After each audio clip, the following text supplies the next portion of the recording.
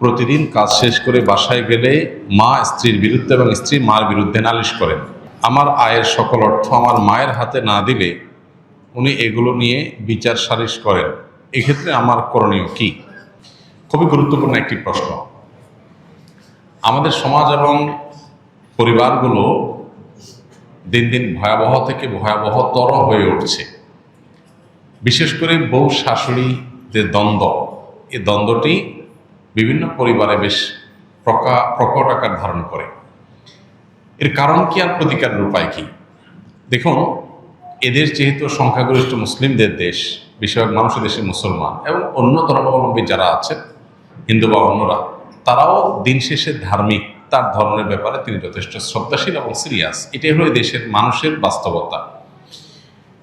এদেশের ধর্মীয় যে বিধিবিধান আছে, সেই বিধিবিধানগুলো যদি আমরা চর্চাটা ভালোভাবে করি এবং সেগুলো চর্চা করার পরিবেশ যদি আমাদের দেশে থাকে, তাহলে এই জাতীয় সমস্যাগুলো সমাধানের পথ সবচেয়ে সহজে বের করা যাবে।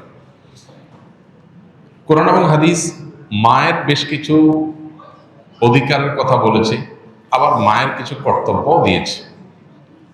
ঠিক যেমনিভাবে বাবার কিছু অধিকার আছে, আবার বাবার কিছু কর্তব্যও আছে। একইভাবে স্বামী স্ত্রী পরস্পরের প্রতি অধিকার যেমন আছে, আবার কর্তব্যও আছে। আমরা অধিকারের ব্যাপারে যতটা সচেতন, কর্তব্যের ব্যাপারে ততটা সচেতন না। আল্লাহ সুবহানাহু ওয়া তাআলা কোরআনে কারিমে বলেছেন, ওয়ালাহুন্না মিসলুল্লাযী আলাইহিন্না। মেয়েদের কিছু অধিকার যেমন আছে নারী হিসেবে, আবার তাদের কিছু কর্তব্যও আছে। অতএব যেমন কর্তব্য আছে, অধিকারও তেমন আছে, দুইটাই আমাদেরকে খেয়াল রাখতে হবে। বেশিরভাগ মায়েরা মনে করেন সন্তান হিসাবে দুনিয়াতে এসেছে আমার ছেলে আমার মেয়ে, অতএব তারা মরণ পর্যন্ত আমি যা বলবো সেই কথা মোতাবেকই চলবে।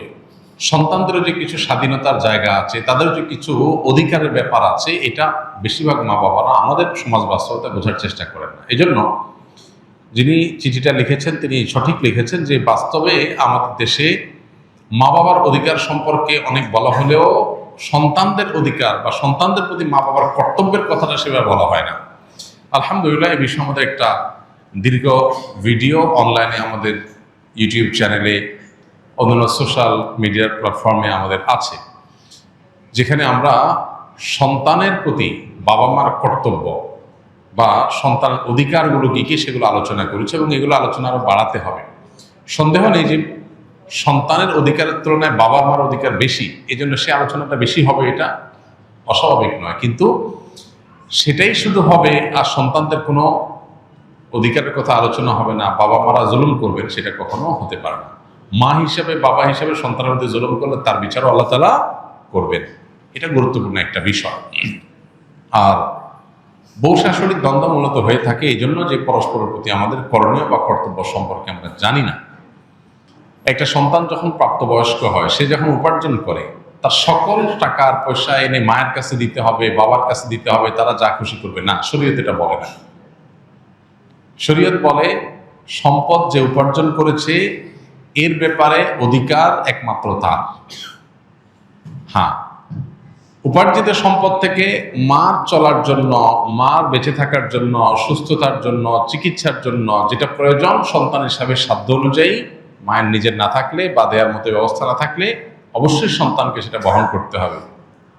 আর স্ত্রীর সর্বাবস্থায় স্বামী হিসাবে স্ত্রীর ভরণ পোষণ এটার ব্যবস্থা করতে হবে। এর বাইরে উদ্বৃত্ত টাকা সেটা ছেলে কি মাকে উপহার হিসাবে অতিরিক্ত দিবে, না স্ত্রীকে দিবে, না কাকে কত দিবে, নাকি আদৌ কাউকে না দিয়ে নিজের অ্যাকাউন্টে রাখবে, এটা একান্ত তার ব্যাপার। এখানে শরীয়ত মা বাবাকে ইন্টারফেয়ার করার অধিকার দেয় নাই সেইভাবে যেভাবে আমাদের অনেক মা বাবা মনে করেন যে তাদের অধিকার আছে। ছেলে বিদেশ গেছে, উপার্জন করে টাকা পাঠাবে সব বাপের নামে মায়ের নাম, তারা যা খুশি করবে, তারা সেখান থেকে বৌমাকে যা দেওয়া দিবে আর যা নেওয়া দেওয়া না দিবে না। এভাবে আসলে ইসলাম মা বাবাকে এতটা অধিকার দেয় না যে সম্পদ সারা জীবন যা কামাই করবে সব বাপ মা যা ইচ্ছে তা করবে। জি না, এই সুযোগটা নেই। অনেক মা বাবা এটা জানেন না এবং এখানে অনধিকার চর্চা করেন। তা সন্তান হিসাবে অবশ্যই মা বাবার সামনে যত বেশি সম্ভব নিজেকে বিনয়ী করে তুলবে, সমর্পণ করবে, তাদের কথা মতো চলার চেষ্টা করবে, তাদের লাগবে 10 টাকা, সম্ভব হলে 15 টাকা দিবে, তাদের যা দরকার তার চেয়ে বেশি দেওয়ার চেষ্টা করবে, তাদের চাহিদার চাইতে বেশি সেবা করার চেষ্টা করবে। এটি সন্তানের জায়গা থেকে তার মানসিকতা থাকা উচিত, মা বাবার প্রতি কর্তব্যবোধের জায়গা থেকে। তারা আমাদের মা বাবা, আল্লাহর পরে তাদের সদাচরণ করার গুরুত্ব সবচেয়ে বেশি আল্লাহ ইবাদতের পরে, অতএব সেটা খেয়াল রাখবে। কিন্তু মা বাবা এর মানে এই না যে সব কিছু মা বাপ নিয়ন্ত্রণ করবে, জি না। এখান থেকেই সংসারের অশান্তিটা শুরু। মা বাপ জানে না তাদের অধিকারের রূপরেখা কি এবং কতটুকু সীমানা আছে, এর বাইরে তারা মা বাপ হিসাবেও অধিকার চর্চা করতে পারে না বা তাদের ক্ষমতা তারা জাহির করতে পারে না। এটা আমাদের সমাজে জানাশোনা নেই, এই জায়গা থেকে সমস্যাগুলো তৈরি হয়। একটা হাদিস আছে, সেখান থেকে কিছুটা অনেকে ভুল বোঝেন। হাদিসটা হলো এই, নবী সাল্লাল্লাহু আলাইহি ওয়াসাল্লাম বলেছেন, আনতা ওয়া মালুকা লি আবিক, তুমি এবং তোমার যাবতীয় এবং সমুদয় সহায় সম্পদ সব তোমার বাপের, মায়ের, বাবা মায়ের। এই হাদিসের মানে অনেকে মনে করে যে কেউ যা কামাই করবে সারা জীবন যত কিছু করবে সব বাপ মার। জি না, এই হাদিসের ব্যাখ্যা হলো তুমি তোমার উপার্জিত সম্পদ এখানে তোমার বাপ মা, অর্থাৎ তাদের খরচ খরচার জন্য যতটুকু দরকার ততটুকু তোমার এখান থেকে নেওয়ার অধিকার তাদের আছে। এখানে সমুদয় সম্পদ বোঝানো হয় নাই। যদি সমুদয় সম্পদ বোঝানো হতো তাহলে জাকাত তো বাপ মার উপরে বর্তাইতো, ছেলের উপরে বর্তাইতো না। কারণ সম্পদ যদি একজনের হয়, জাকাত তো আরেকজনের উপরে বর্তাবে না। এরকম আরো বহু প্রশ্ন তৈরি হবে। এই জন্য এই হাদিসটার ব্যাখ্যা আমরা অনেকে ভুল বুঝি এবং এর ফলশ্রুতিতে অনেক মা বাপ একটু বাড়াবাড়ি করেন, সীমালঙ্ঘন করেন এবং সেক্ষেত্রে স্ত্রীর সাথে ছেলের দূরত্ব তৈরি হয়। এইগুলো আমাদের ব্যালেন্স করতে হবে। এবং একইভাবে আপনার সম্পদের ব্যাপারে স্ত্রীরও এই মানসিকতা থাকতে হবে যে স্বামী তার উপার্জন করার পর আমার ভরণ পোষণ ঠিকঠাক মতো দিচ্ছেন কিনা। যদি দেন, এরপর বাকি সম্পদ তিনি কি করবেন, তিনি কি তার মাকে দিয়ে দিচ্ছে অতিরিক্তটা, না ভাইকে দিয়ে দিচ্ছে, বোনকে দিয়ে দিচ্ছে, এটা একান্ত তার ব্যাপার। আমার এটা নিয়ে মাথা ঘামানোর দরকার নাই, হেডেক নেওয়ার দরকার নেই। বেশিরভাগ মহিলাই অহেতুক পেরেশানি করে নিজেও কষ্ট পায়, সংসারটাকে অশান্তি করে। আমার পরিচিত এরকম আত্মীয় স্বজনের ভিতরে এরকম মেয়েদের কথা জানি যে স্বামী লক্ষ লক্ষ টাকা ধরা খাচ্ছে, কোথাও কাউকে দিয়ে দিচ্ছে, কোনো ভাবনা নেই। আমার তো এটা দেখার দরকার নেই। আমার দেখা দরকার হলো যে আমার ছেলে মেয়ে এবং আমার ভরণ পোষণের ব্যবস্থা সে করছে কিনা। সেটা যদি সে না করে, আমার অধিকার যদি সে খর্ব করে, সেগুলোও যদি সে মানুষকে দিয়ে দেয়, তাহলে অবশ্যই আমি সেখানে দাবি তুলব, যথাযথ নিয়মে আমি আর্গুমেন্ট করব। কিন্তু আমি আমারটা যথাযথ পাচ্ছি, আর দরকারটা কি? বেশিরভাগ মহিলারা স্বামীকে চায় কবজার ভিতরে আনতে, কন্ট্রোলের ভিতরে আনতে, যে আমার কথা উঠবা, আমার কথা বসবা, আমার কথা এদিক ঘুরাবা, আবার এদিক ঘাড় ফিরাবা। এই যে স্বামীকে গোলাম বানাতে চায়, এটা আরেক সমস্যা। তাহলে একদিক থেকে মা বাপের সমস্যা, আরেক দিক থেকে বইয়ের সমস্যা। এই সমস্যাটা কেন হয়? কারণ তার কতটুকু অধিকার আছে এটা সে জানে না। তার যতটুকু অধিকার আছে তিনি তার চাইতে আরো বেশি খাটাইতে চেষ্টা করেন। এটাই হলো একটা ভুলের জায়গা।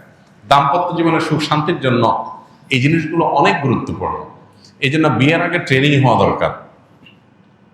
সন্তানকে ছেলে মেয়ে করে বিয়ে করাবেন, সেখানে কি করবেন কি না করবেন, কোথায় অধিকার খাটাতে যাবেন, কোথায় খাটাতে যাবেন না, এগুলোর উপর ট্রেনিং হওয়া দরকার।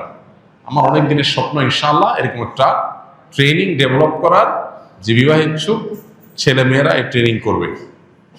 ডে লং ট্রেনিং হবে, পাওয়ার পয়েন্ট প্রেজেন্টেশন হবে, যে তারা দাম্পত্য জীবনকে সুখী করবার জন্য তাদের কোন কোন পলিসি পদ্ধতি অবলম্বন করতে হবে, চ্যালেঞ্জগুলো কিভাবে ওভারকাম করবে, এই সব বিষয়গুলো থাকবে। ইনশাআল্লাহ খুব শীঘ্রই আমরা এটা হয়তো ঘোষণায় যাব এবং এই ট্রেনিংটা শুরু করব।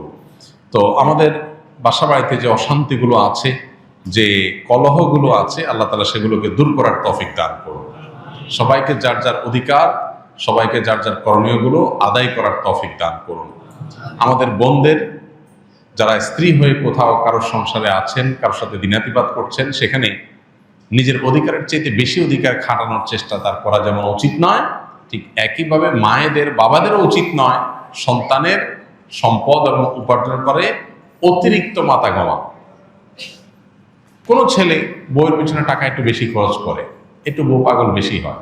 মা বাপ হিসাবে তাদের দায়িত্ব হলো সন্তান সীমা ছাড়াই গেলে তাকে সুন্দরভাবে বোঝানো যে বাবা ব্যালেন্স করো, পরিমিত হও, হিসাব নিকাশ করো, অতি পাগল হয়ে যেও না। এরপর দেখা যায় যে না, ছেলে ভুল বুঝে বা বৌমা ভুল বোঝে, তো বাপ মা হিসাবে তারা তাদেরটা পাচ্ছে কিনা তারা দেখবে, বাকিটা নিয়ে মাথা ব্যথা করবে না, বরং আল্লাহর পরে হাওয়ালা করে দিবে।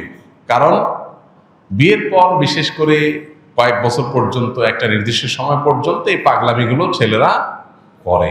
এরপর আস্তে আস্তে হুঁশ ফিরে আসে, মাথায় ব্যালেন্স হয়, তখন সে আর আগের মতো পাগলামি করে না। তো এই টাইমটাতে মা বাবার সহযোগিতা করতে হয়, হেল্প করতে হয়। মা বাবা এখানে এসে জোর খাটাতে গিয়া অশান্তি সৃষ্টি করে দিলে এই যে পলাশ সাহার মতো ঘটনাগুলো ঘটে, এই ঘটনাগুলো যেন আমাদের পরিবারে না ঘটে।